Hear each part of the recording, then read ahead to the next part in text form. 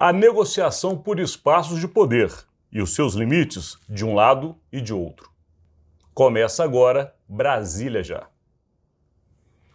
Bom dia, Rodolfo. Bom dia, Alexandre. Bom dia, amigas. Bom dia, amigos. Estamos aqui numa semana, como vocês sabem, fraca do ponto de vista dos fatos políticos, mas muito rica do ponto de vista das análises. Porque quando a gente não tem essa avalanche de informações da capital federal, nós temos condições de mergulharmos e nos aprofundarmos em algumas questões que circundam a política, mas que falam muito alto. E é justamente isso que a gente vai trazer para vocês, ou pelo menos tentar nesse curto espaço que nós temos. Porque eu e o Rodolfo, a gente conversava, antes de iniciar essa gravação, hoje com relação a essa questão de reforma ministerial. Há um assédio muito grande por conta de algumas pastas. O PT e o governo do presidente Lula têm resistências a entregar alguns dos ministérios porque tem uma bandeira social que tem a ver com a história e toda a tradição do governo atual.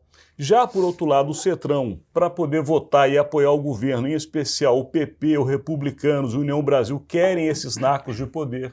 E os ministérios que têm condições de ter maiores projetos e também fazer maiores ações voltadas à população acabam trazendo dividendos político-eleitorais. Portanto, os dois lados estão de olho nos mesmos espaços. E aí vem a questão, né, Rodolfo?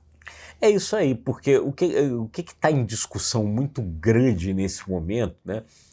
Se aproveita aí o recesso para que essas discussões internas aí se aprofundem, é que é o seguinte, há uma constatação ali de que, enfim, talvez seja mesmo necessário fazer uma divisão de alguns espaços de poder, porque, enfim, precisa ali dos votos, precisa ali desses apoios, né, num Congresso ali que hoje é conservador, com um governo de esquerda, mas, enfim, onde ceder?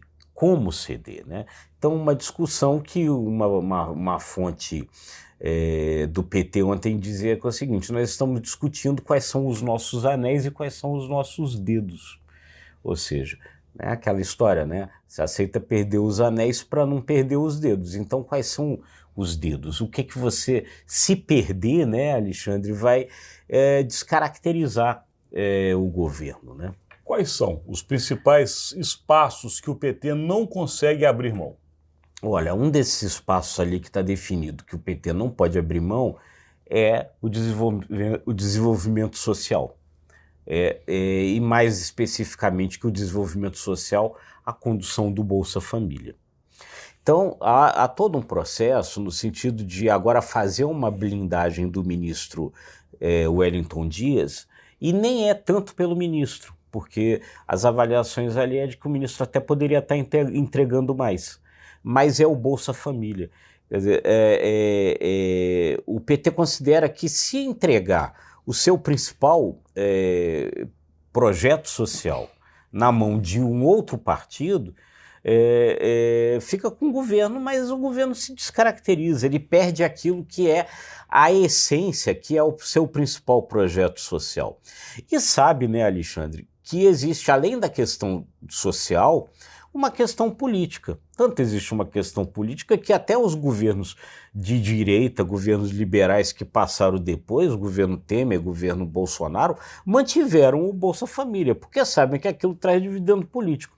Então, se entregar o principal projeto social na mão de um ministro que tem um outro projeto político, significa que ele vai usar esse principal projeto social com um outro objetivo político que não é o objetivo político do PT, disso os caras não vão abrir mão. E aí tem uma outra questão que é muito importante também da gente colocar nessa nossa discussão em análise, que é com relação justamente à intenção de cada lado. O Centrão, ele tem projeto de momento. O Centrão não tem um projeto de governo, um projeto de Estado. Ele está com todos os governos desde que ele tenha o seu naco de poder e a sua participação. Portanto, ele não tem esse compromisso de longo prazo. Ao mesmo tempo, ele sabe como essas pastas dão justamente o que ele mais quer, que são os votos eleitorais. Portanto, essa disputa por espaço. Mas tem uma questão também que está acontecendo com a oposição. Esses partidos que eu citei, como o PP, o Republicanos e a União Brasil, já estão sofrendo internamente pressões dos seus dirigentes. Inclusive um deles, que é o senador Ciro Nogueira, chegou a colocar claramente a necessidade de se montar uma cartilha dentro do PP para poder colocar o que não pode ser de maneira alguma rompido em termos de valores, ou seja, de algumas normas que eles consideram fundamentais para quê? Para aquele eleitor que o elegeu.